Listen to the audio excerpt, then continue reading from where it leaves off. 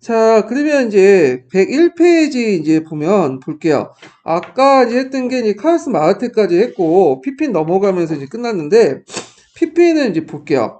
여기는 이제 피피누스라고 좀 하는데, 제가 좀 약간 좀 익숙하지가 않아. 그래서 그냥 피핀이라고 얘기할게요. 자, 그래서 이제 여기 보면 피핀은 심각한 위기 상황에 처한 교황을 구원할 수 있는 유일한 세력이었다. 교황 자카리우스는 피핀에게 랑고바르족, 그러니까 롬바르족이죠. 롬바르족으로부터 위협받은 로마를 군사적 원조해 달라고 요청했고, 피핀은 그 기회를 이용해서 쿠데타에 대한 동의를 타진한 후에 결국 원하는 왕권을 얻어낼 수 있었다. 피핀은 프랑코족의 유력자에 의해 왕으로 선출되는 절차를 밟았지만 교황의 동의를 거쳤을 뿐만 아니라 교황 사절 보니파키우스가 직접 왕에 대한 도유식을 행해줬다고 했죠. 자, 이걸 통해서 왕권의 정당성을 보장받기 위해서 교황의 축성을 받는 새로운 정통이 형성됐다. 이거는 피핀뿐만 아니라 그 후에 왕이나 황제들은 왕이나 황제 올릴 때 꼭 도유식을 받아요. 이게 이제 관리화됐다고 보시면 돼요. 그래서 이제 프랑코 왕은 교회를 보호하는 후견자 역할을 맡게 되었고, 교황은 세속 권력에게 신적인 권위를 부여한 신성한 조음제로서 확고한 어떤 기반을 마련하게 되었다. 이후 피피는 756년 이탈리아 원정에 탈취한 중북부 이탈리아 영토 가운데 일부를 성인 베드로의 무덤 앞에 바침으로써 교황령을 탄생하는 토대를 마련했다. 라반나 지역을 바쳤던 거죠. 자, 피핀의 아들이 이제 후계자가 됐던 사람이 카를로스인데, 카를로스는 정복 전쟁을 통해서 프랑크 왕국의 영토를 확장시켰어요. 그래서 이제 오랜 시간을 공들여 왕국의 동쪽에 위치한 작센을 정복하고요. 남동부의 바이에른을 종속시킬 뿐 아니라 이탈리아에 진출하여 랑고바르트 왕국, 롬바디아 왕국이죠. 그래서 롬바디아 왕국을 정복한 후에 프랑크인과 롬바르인들의 왕이 되었다. 에스파냐 지역도 원정하여 이슬람 세력의 피난의 산맥을 넘어오지 못하도록 단속했다. 결국에 이제 그 카오스를 위해서 프랑코 왕국은 잉글랜드에 제한 기독교 세계 대부분을 하나의 정치적 단위 속에 통합시키는 알킨이라고 하죠. 보통 영어식 발음은.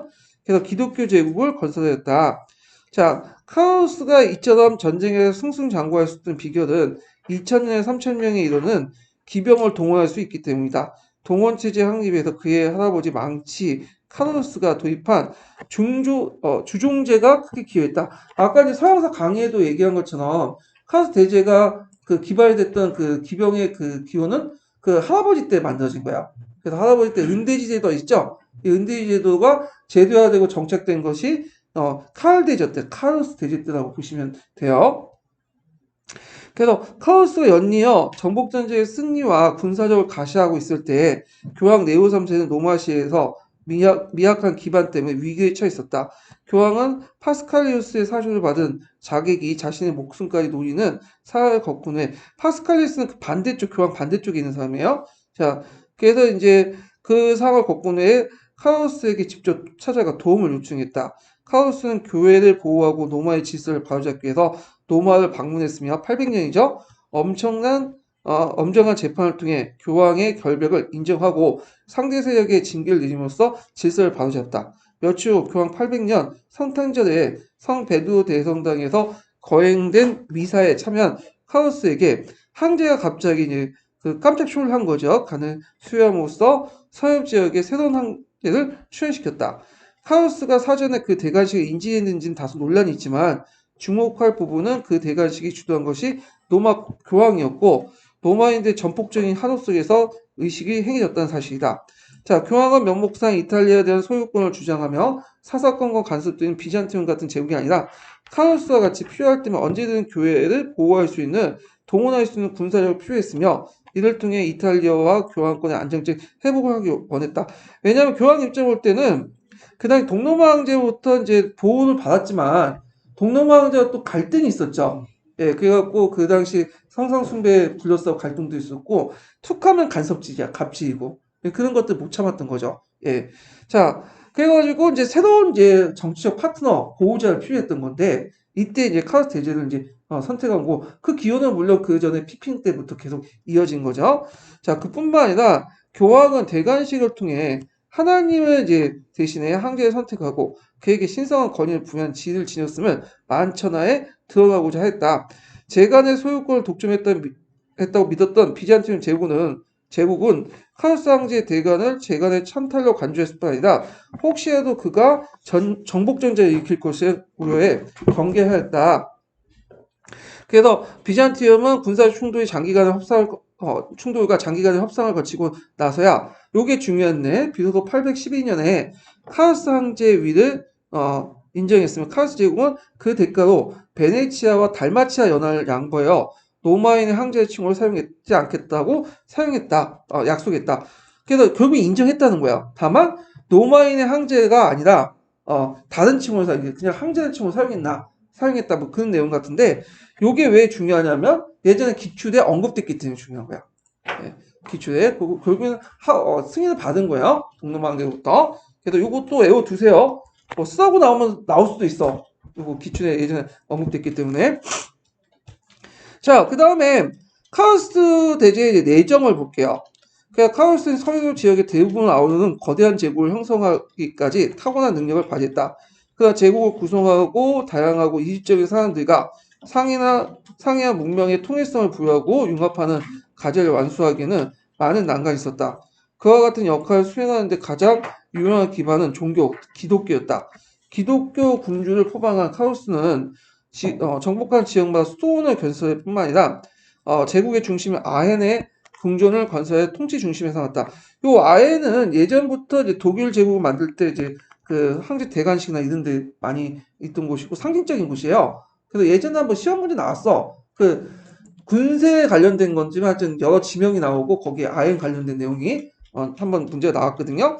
그 다음에 또 서강에서 나왔지만 되게 프랑크족들은 그 교회보다는 수도원을 되게 강조했어요. 그래서 수도원을 많이 세웠어. 이 사람들이. 그래서 프랑크 귀족들이 교회보다는 수도원을 많이 세워가지고 자신의 어떤 뭐냐면 근거를 삼고 그랬어요. 그래서 고려시대 보면 귀족들이 그 전 하나 만들고 그러잖아요. 그래놓고는 자기 뭐 일가 친척들이나 아들들 중에 좀 비리비리한 애들, 그런 애들 뽑아놓잖아. 그와 같은 건 좀 비슷한 그런 역할을 했나 봐요, 수도원이. 그래서 관련된 내용이 이제 서강에 많이 나왔더라고요, 이 부분이요. 또 제국 여러 곳에 임시궁전도 건설해서 이동하면서 통치하기 위한 거점을 마련했다. 아헨에 건설한 궁전, 특히 예배당은 제국의 권위를 드높이기 위해 노마와 레벤나의 그 당대 건축물을 모방했으며 건축 재료들도 이탈리아에서 힘들게 수송해왔다. 이 궁중의 권위는 카로lin가가의 궁주뿐만 아니라 이후 신성 로마 제국의 국왕들이 이곳에 대관식을 치렀던 사실만으로 짐작할 수 있다. 자, 궁중 예배당은 제국의 가장 중요한 성물들을 보존하고 있었으며 제국의 상서 업무도 간장했다. 그래서 이제 있고 자, 성직자들은 종교의 기능과 더불어 문서 업무를 관장할 수 있었다. 그러니까 아까 얘기한 것처럼 이 성직자들이 단순히 종교적 역할만 한 게 아니에요. 교회를 만들고 수도를 만들면서 행정 거점이 만들어지고 또 종교적 중심지와 함께 행정 중심지 역할도 같이 해. 왜냐면 그 성직자들이 문자를 알고 있었으니까 이 사람들이. 그러니까 이제 그 카오스 대제가 그 당시 전쟁을 하면서 포교를 같이 했거든요. 포교를 한다는 거는 단순히 종교적인 어떤 것을 전파시키는 뿐만 아니라 그걸 기반으로 해 통치체제를 완비하려고 행정제도를 완비하는 거야. 교회의 도움을 받아가지고 이런 거와 연결시켜서 같이 보시면 될 것 같아요. 자, 성직자들만이 종교 기능과 더불어 문서 업무를 관장할 수 있게 국왕 주변의 고위 성직자들은 그와 같은 역할을 담당하면서 왕국 및 국왕의 정책과 활동에 깊이 개입하여 자문할 수 있다. 요와 관련돼 가지고 이제 서강에 보면 그 자세한 내용이 있어요.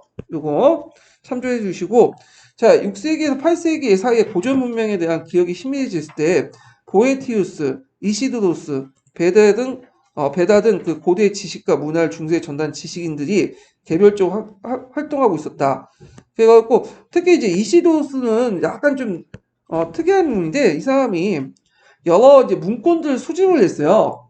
그래서 이시도스 문서가 있거든요. 그 이시도스 문건 안에 뭐가 있냐 콘스탄트 기진장이 있어. 그래서 어떤 분은 콘스탄트 기진장을 이시도스 문서 이렇게 쓰면 되지 않냐 하는데 그렇게 쓰면 틀려요. 여유당 전서 쓰면 틀리죠. 복민시서 물어보는데 너무 큰 범위 쓰면 안 되고 하여튼 그런 사람이 있다라면 근데 그 사람들이 만든 문서들 중에 거의 한 8, 90% 페이크야. 가짜야, 가짜. 예. 그래갖고 이게 진실 여부가 좀 나중에 이제 밝혀지는데, 하여튼. 그래서 그 가운데 카로링고 르네상스라고 불리는 형상은 주목할 만한데, 카우스 황제가 아엔의 궁전에 대표적인 그 당대 대표적인 학자들 물려서 통치에 도움을 낸 문화적 종교적 혁신을 추구했기 때문이다. 카우스는 이제 좀 특이한 게 이상함은 문화적 활동에 되게 관심이 많아요. 근데 그 자신은 그를 몰라. 예, 그를 몰라도 그 활동에 관심이 있어. 예. 그래서 제가 보니까 이제 뭐 그 지도자라는 사람이 모두 다 잘할 필요는 없을 것 같아. 세부적으로 다 방향성만 제공을 해주고 하는 게 제일 중요한 것 같아. 안목이 중요한데. 자, 하여튼 그 카오스는 문화적인 활동에 관심이 많은데 781년 이탈리아 원정의 전후로 당시 최고의 지식인들과 접촉할 기회를 갖게 되었으며 그들을 자신의 궁중으로 데리고 와 궁중학교에 활동할 수 있도록 하였다. 그래서 궁중학교가 상당히 중요한 문화적 요충지였다. 그 당시 좀 기억을 해두시면 되고요. 자, 성직자 교육 수준을 향상시키고 기독교 성교를 위해 고대의 교육 정통이나 문헌을 재발굴하고 축적하는 것이 시급하다고 판단하는 듯하다. 그 다음에 요코 출신의 아쿠이누스는 알킨이라고 얘기할게요. 알킨이 중심이 돼서 궁중의 지식인들이 정확하고 통일성 있는 테스트 복구를 노력했고, 그러니까 고전 문화를 부흥하려고 했고, 그 과정에서 만든 것이 뭐냐면 카로링구 소문자 체제예요. 그래서 그 당시 이제 만약에 카로링구 소문자 체제가 왜 만들어졌냐? 그래서 정확하고 통일성 있는 테스트 복구하는 과정에서 만들어졌다. 고전 문화를 정확히 복구하는 과정에서 요게 이제 예전에 카로링구 소문자 체제가 나왔으니까 소문자가 나왔으니까 그 이유를 물어볼 수 있겠죠. 예. 그래서 표준적인 글자체가 고안되었다. 라틴어 문법도 정비되어 중세 라틴어가 확립됐고요. 요 과정에서 이 라틴어가 이제 중세 시대 때 표준어가 돼요. 표준어가. 자, 그 다음에 이제 실용적인 측면도 중시되었지만 7자유학 같은 종교활동과 학문적 기초를 이뤘다. 전반적으로 이런 활동들은 제도교육의 발전과 성직자 양성이라는 좁은 유의 목표에 초점을 맞췄지만 결국 카오스 제국의 문화적 혁신에 기여하는 결과를 가져왔다. 궁중학교는 후에 성당과 수도원 학교 모델이 되었다는 게 또 특징이죠. 예. 자, 게다가 카로링거 시대의 수도원의 본격적 필사 작업과 서적 제작으로 인해 상당수의 고대 저작들이 소실되지 않고 대체 9세기 때 필사본 형태로 오늘날까지 전해지고 있다. 자, 이와 같은 문화적 업적은 비잔틴에 비해 천박했던 카노스 궁중의 권위와 위험을 높이는 데 기여했다. 자, 그래서 이제 이렇게 했고 그 뒤에는 뭐 쭉 있고 각자 보시고요. 그 다음 단락으로 좀 넘어갈게요. 자, 그 밑에는 이제 두 번째 단락부터는 그 카오스 대제의 이제 지방 통치 제도와 관련된 내용인데 그 내용을 보면 각 지역에서는 토착貴族들이 영향력을 행사하고 있었기 때문에 카오스는 그들에게 백작의 지위를 하사하고 지방관을 임명했다. 그래서 뭐 변경백이라든지 주백이라든지 이런 것들 임명했죠.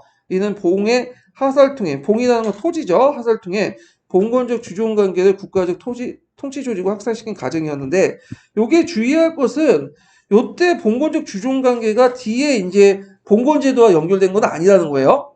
예, 이거는 그 당시 일시적인 이제 그 당시의 상황이고 봉건제도 형성 9세기 이후에요. 예, 그래서 그 당시 제2차 이동 민족 이동과 관련돼 있는 거죠. 그래서 이 당시에 또 이제 서양사 총론에 보면 그런 내용이 있어요. 프랑코 왕국 때 형성된 그 귀족들과 그 다음에 뒤에 봉건제도 형성 통해서 형성된 귀족들과 연관성에 대해서 이제 학계 견해가 있는데 대부분 학계 견해는 없다는 게 견해예요. 물론 있다는 견해도 있는데, 예. 그래서 이거는 뭐 그냥 그 당시 일시적인 형상 이렇게 이제 보시면 돼요. 그래서 당시에 500개 정도의 백장령이 존재했던 걸 추정된다. 국왕으로부터 위임된 권력을 기반으로 지방을 통치했던 백작들은 재판권과 군대 통수권을 지녔으며 백장령 내의 국왕의 재산도 감시하는 역할을 맡았다. 그와 더불어 이제 주교와 수도원장들도 그 당시 이제 힘을 불어넣어줬는데 이는 주군이자 통치자로서 역할을 담당했다. 카오스는 지방의 세력을 감찰하기 위해서 성과 속의 관리를 한 쌍으로 묶어 감찰사를 발견하는 구상도 갖고 있었으나 실제 감찰하지 못했다. 일관된 통치 기반 확립하기 위해서 작센, 트리엔, 프리스탄트를 정복한 지역에 간습법을 성문화시켰는데 그 성문화된 간습법, 이거 게르만법이죠. 게르만법 중에 이제 그 서강에 무슨 법이 있냐면 살리법이 있어. 살리법. 이 살리법을 이제 뭐냐면 정비했다고 해요. 자, 편찬하고 제국 전체에 통용되는 법령도 반포했다. 그렇지만 제국의 통치를 위해 체제를 구현하기에는 적지 않은 한계가 있었다. 자, 시간이 지나면서 카오스 제국이 봉건화 경향이 진전된 반면에 자, 후계자 루도비쿠스는 제국을 안정적으로 장악하지 못해 분열이 불가피했다. 자, 이 루도비쿠스가 이제 뭐냐면 이 사람이 그 제국을 물려받았지만 제대로 못했어. 그래서 비리비리 하다가 결국에는 어떻게 돼요? 이렇게 이제 죽게 되죠. 그리고 그 후계자들끼리 지네끼리 싸우게 돼.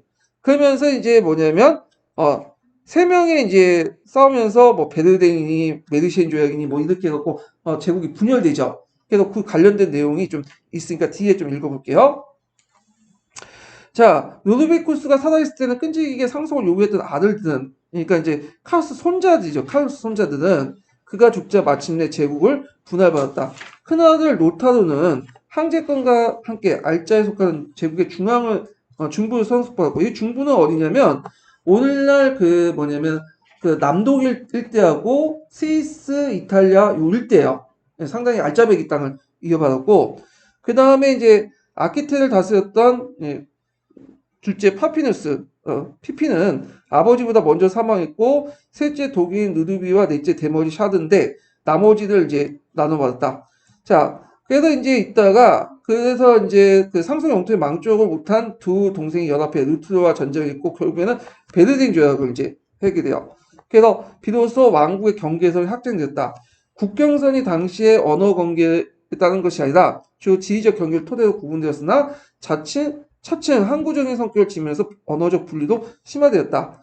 자, 중프랑코 왕국의 루테르가 사망하니까 또 이제 세 아들들이 그 영토를 상속하게 되는데, 그러면서 지네끼리 치고받고 하면서 뭐냐면 메르시엔 조약을 또 맺게 되죠. 그래서 그 당시 루테르 땅을 다시 두 아들이 차지하면서 요때 이제 그 루테르 세 아들이 상속한 중부 프랑크는 이제 이탈리아 축소되고요. 그래서 이탈리아, 동프랑크, 서프랑크, 오늘날 독일, 이탈리아, 그러니까 프랑스의 국경이 형성되죠. 이 메르시엔 조약을 계기해서. 예. 그래서 카오스 대제까지는 독일, 이탈리아, 프랑스의 역사 교과서가 동일해요. 다 카오스 대제와 관련된.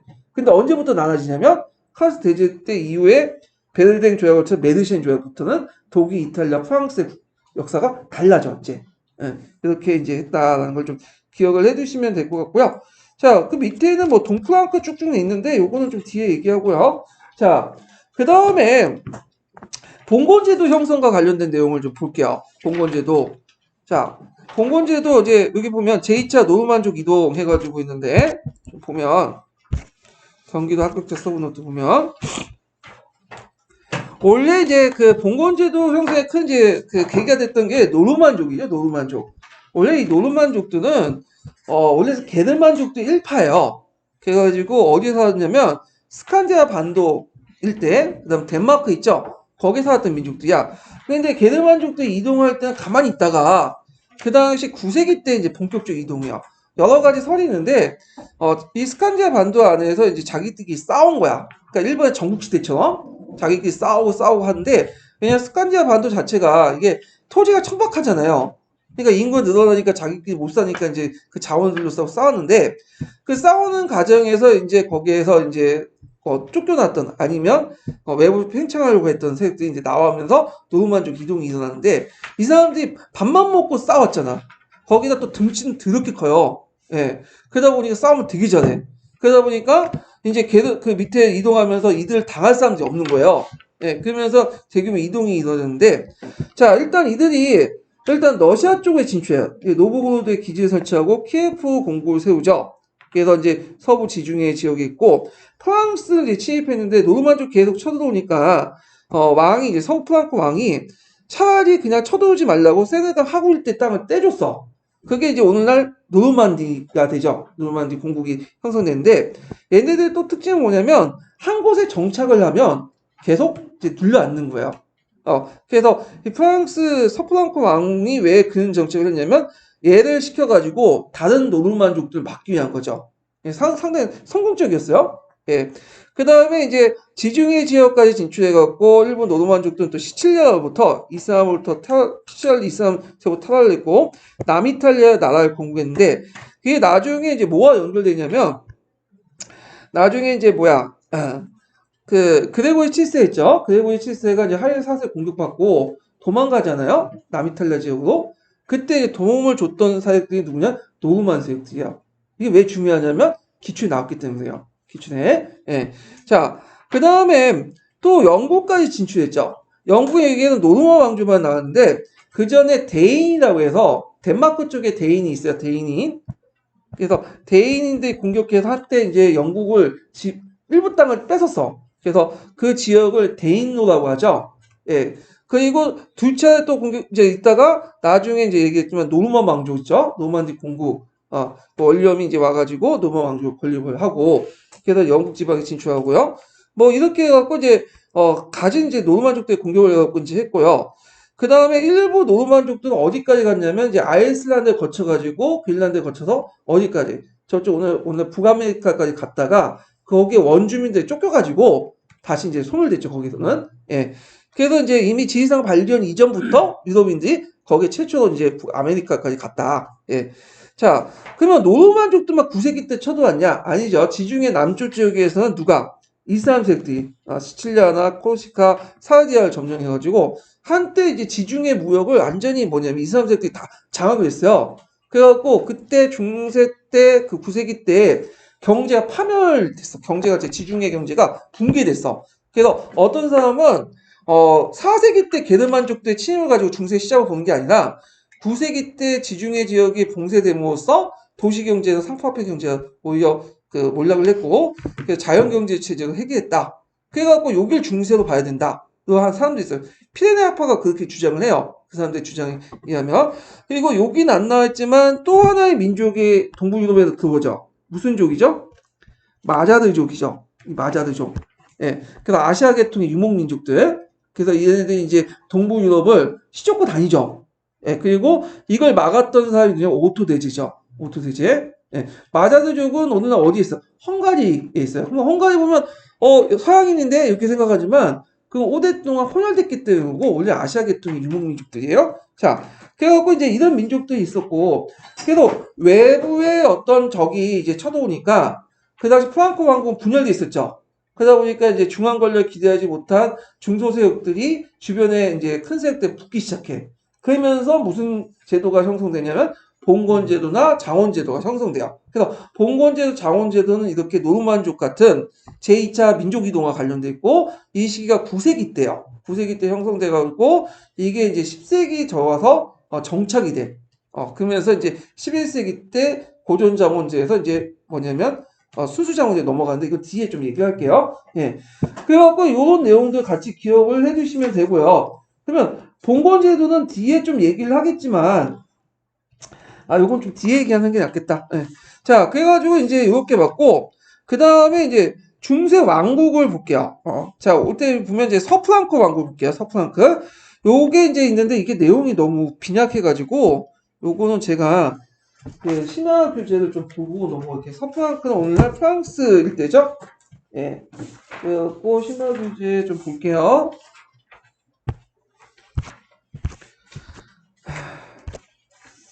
몇 페이지를 보시냐면, 아이고, 잠깐만요. 뒤인데,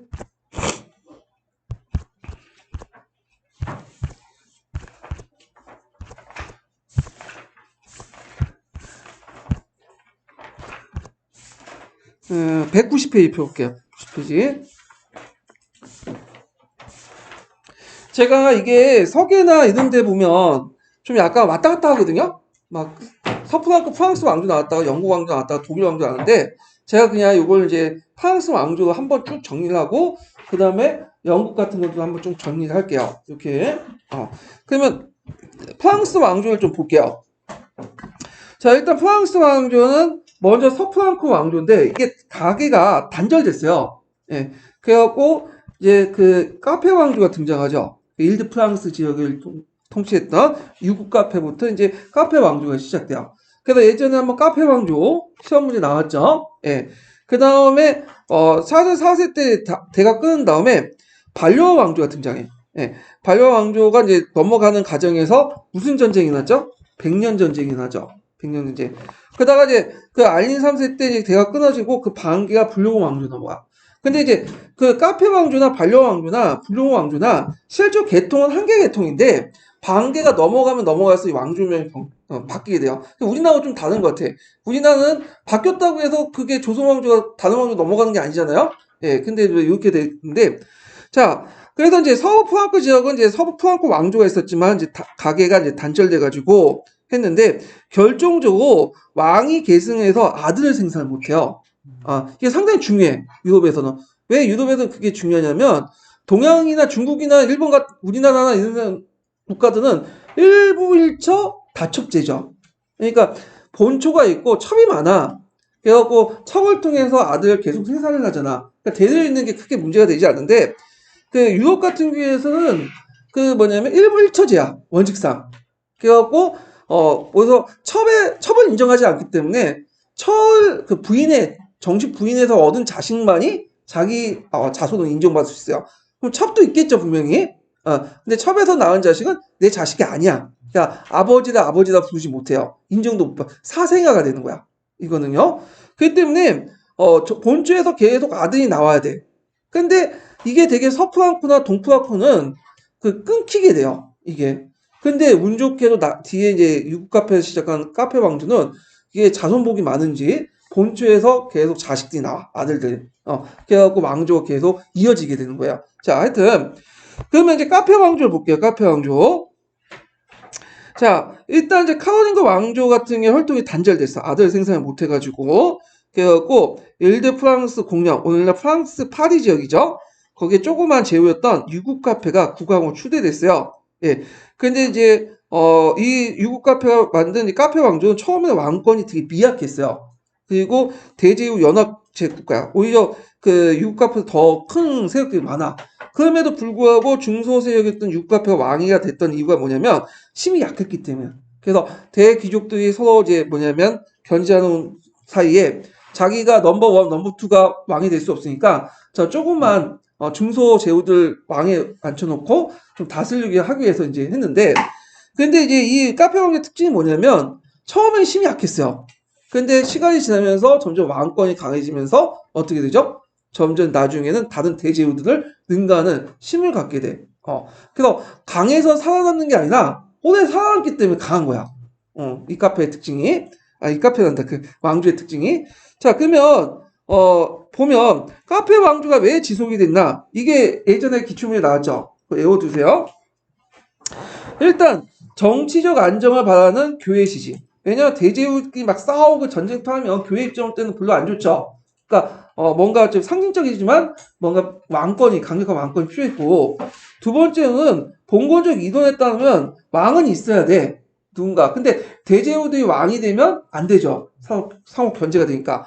그러니까 좀 왕권이 약한 허수아비 왕, 중소 제후 이런 사람들이 필요했던 건데 이렇게 해서 이제 있고 또 왕령도 그렇게 크지 못하지. 그래서 이제 일드 프랑스는 조그만 공룡이니까 거기에 이제 왕이었던 유국 카페를 이제 모셨다 한 거고 그 다음에 왕위의 세습이 간행으로 인정받는데 그 대표적인 게 뭐냐면 왕위 계승할 세자가 단절 없이 된다. 아들을 계속 생산을 해야 된다. 왜?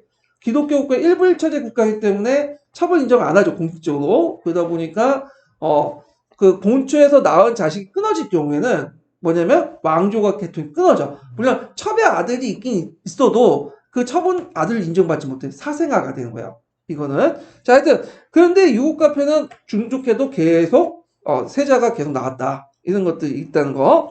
자, 그래서 이제 오카페 왕조가 이제 크게 영토 확장하는 방법 중에 제일 중요한 게 일종의 전복 정쟁도 있고요. 전국 중에 특히 누구하고 싸웠냐면 영국 있죠, 영국. 나중에 얘기했지만 영국의 이제 그 영국 왕실들이 프랑스의 영지들이 많아요. 그걸 하나하나 전복하면서 했고 두 번째는 뭐예요? 결혼이야, 결혼. 예, 결혼 정책을 잘했다. 혼택을 잘한 거죠. 예, 그래갖고 결혼을 통해서 땅을 점점 확대시켜 나갔다. 이렇게 이제 보는데 자, 그 중에 이제 유명한 왕이 뭐냐면 루이 6세와 루이 7세가 있어요. 이거 예전에 기출문제 나왔던 건데, 거기 주에 이제 582번에 이제 보면 그 뭐냐면 엘레노아하고 이제 혼인 성사 관련된 내용이 있어요.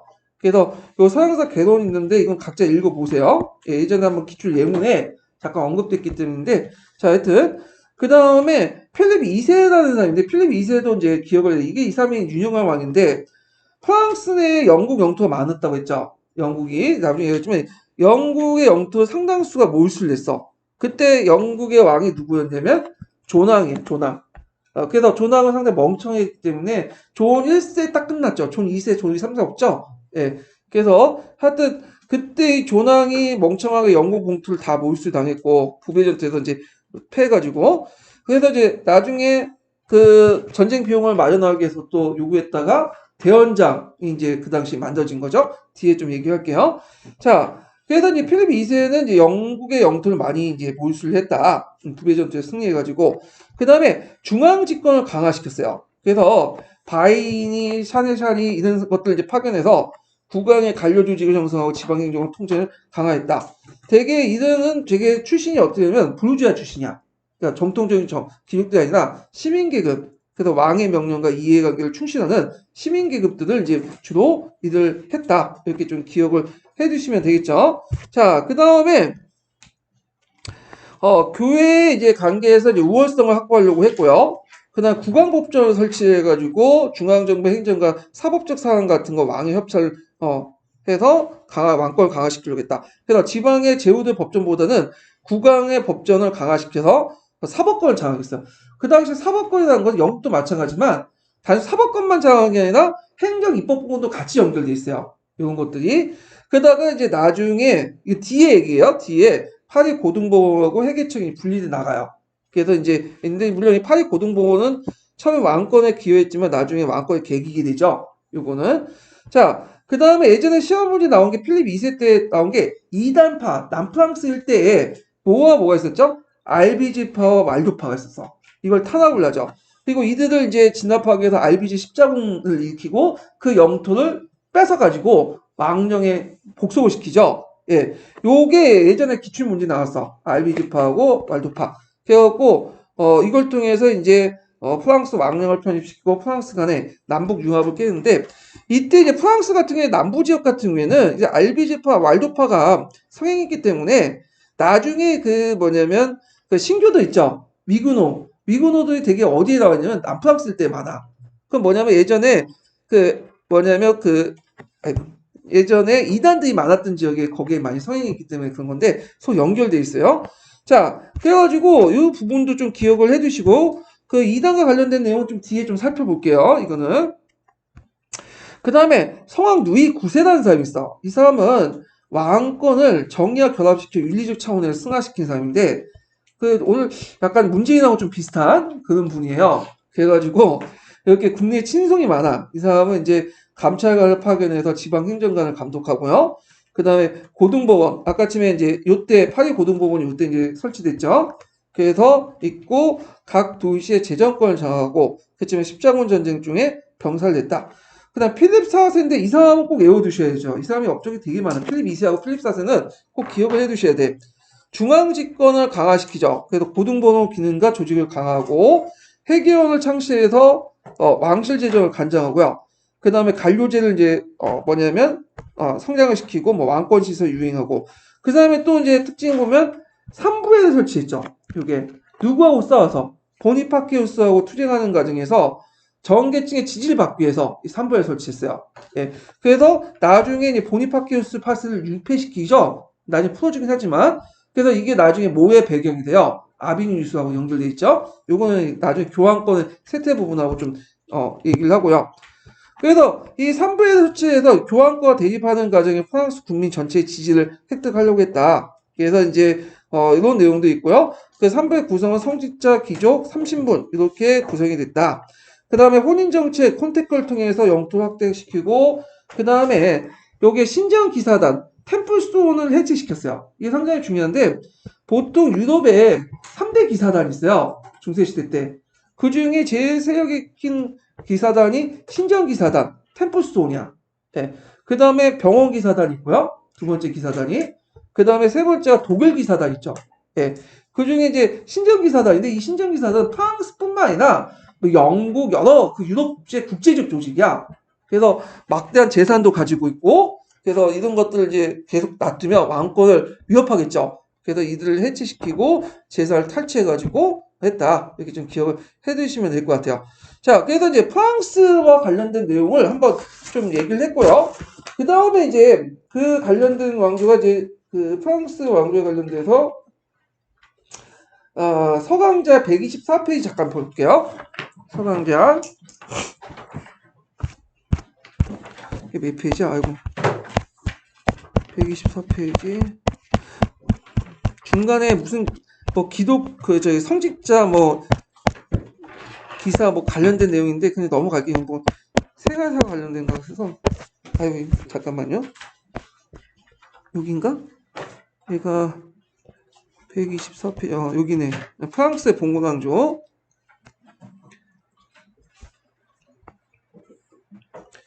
자 여기 두 번째 단락부터 볼게요. 미국 카페 나오는 것부터. 그래서 987년에 카오스 왕조의 마지막 왕 루이 5세가 사망하자 정부의 봉건귀족과 고위 성직자들은 누굴 왕으로 추대했냐면 미국 카페를 이제 새로운 왕으로 추대를 했어요. 그래서 카페 왕조는 다행히 왕자가 끊이지 않아 1328년까지 유지될 수 있었다. 카페 왕제 초기 왕들은 왕권이 미약했다. 왕권은 왕의 직할지인 파리를 중심으로 한 일드 프랑스 지역에 국한됐고 부와 권력은 대제후들이 많았죠. 백장령이나 공장령을 소유한 대제후보다 나을 것이 없었다. 이렇게 있고요. 자, 그 다음에 이제 여기 좀 눈여겨볼 게 뭐냐면 그 앙리 4세가 그 한자들 치료하는 모습도 있거든요. 중세 시대 때는 이렇게 한자들 치료하는 모습도 되게 많아 왕이. 그건 왜냐면 왕이 신호부터 초능력적인 어떤 권한을 부여받아서 이런 것들을 해줌으로써 왕권을 강화시켜주는 역할을 해요. 그래서 요 부분이 왜 제가 지금 얘기를 하냐면 그 노단 측에 보면 그 뭐하냐면 그 맥락적 감정인가? 그 맥락적 감정의 예문에 그 관련된 내용이 좀 나오더라고요. 예. 그래서 이제 좀 보시면 되고요. 자, 미약한 왕권을 강화시킨 것은 존왕 필리프 2세다. 필립 2세죠. 필립 2세는 잉글랜드 왕 존왕의 프랑스 영기 중 노르망디, 메인, 앙주, 뚜레드를 점령하고요. 존왕은 이제 조카인 독일 황제 오토 4세와 동맹을 맺고 필리핀을 공격했지만 1241년 7월에 부빈 전투, 부배 전투라고 하죠. 크게 패해서 그의 수중에서 아키테, 가스코노, 기엔의 해안 지역이 남게 됐다. 근데 요 땅들이 되게 노동자 땅들이에요. 상당히. 그래갖고 나중에 이게 무슨 전쟁의 배경이 되죠? 백년 전쟁의 또 배경이 돼. 참고로 여기 보면 유럽의 왕조는 특이하게 서로 간에 인척관계, 혼인관계가 있기 때문에 서로 싸우더라도 되게 보면 다 사촌들이고 육촌, 사돈, 팔촌 다 연결돼 있어. 예. 그래서 상당히 복잡해. 자, 하여튼 그 부빈의 승리는 왕권을 중심으로 프랑스의 정치적 통합을 시켰다. 그래서 이 부빈 승리의 부빈 승리, 부빈 전투의 의미죠. 그리고 이제 필리핀 아까 얘기했잖아 수복한 영토를 관리하기 위해서 바이니, 샤네샤 같은 것들 그다음 지방 행정관 제도를 창설했고요. 그다음 필리핀 성자가 누이 9세죠. 성 누이 9세. 그래서 바이와 같은 지방 행정관들이 정행을 하니까 이들이 이제 감시하기 위해서 감찰관을 파견했고 감찰관들은 행정관 감독 이외에 소송 사건도 처리했다. 그는 시민들에게 상급법원에 상소할 권리를 부여했고 파리에 고등법원 설치했죠. 그때 또한 세제를 좀 더 균형 있게 하겠다. 공정함과 정의로움을 시민들의 강범의 지지를 받던 누이는 중세의 가장 이상적인 군주상을 실현한 그 인물을 평가한다. 그래서 누이 9세를 성을 붙이지 않아. 성인이라고. 왕이 성인급 대접을 받아. 이 사람이. 그러나 이제 이 사람이 문제는 십자군에 대한 지나친 열정이었다. 그는 1249년 이집트 원정에 포로가 되어 몸값을 지불하고 풀려났고 결국에는 십자군 도중에 이제 죽게 돼요. 트니지 원정 중에.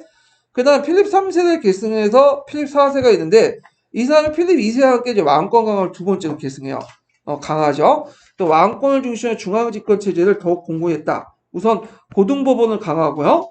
그리고 회계원을 창설하죠. 요 회계원 재정 업무를 맡게 하고 그 다음에 국왕 자문기관인 왕실 평의회를 설치하고요.